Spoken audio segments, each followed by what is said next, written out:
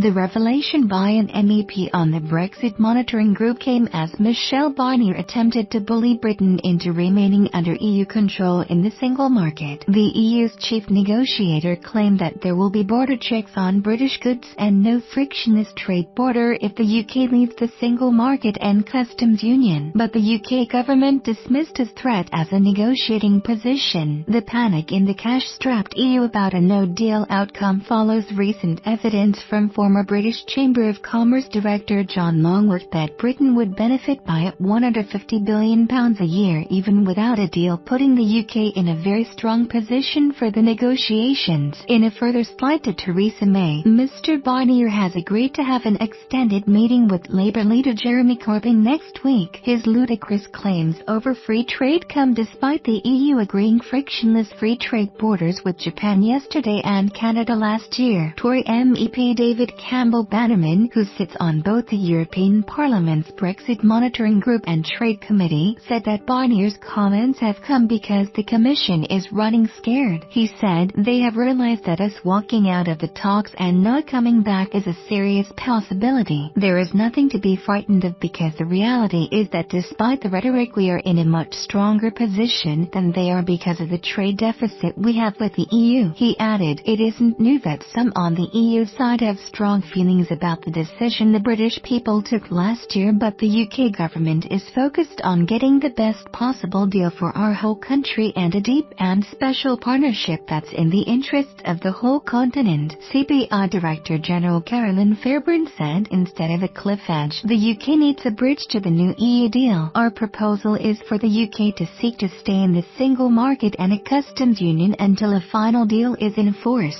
This would create a bridge to the new trading arrangement that, for businesses, feels like the road they are on. This is a subtle attempt to deny Brexit through detail and is conning the will of the people." The push by Remainers to keep Britain in the single market was also made by former Foreign Secretary William Hague. He told the House of Lords Committee that Brexit will undoubtedly damage the UK's ability to exert influence in foreign affairs and international security.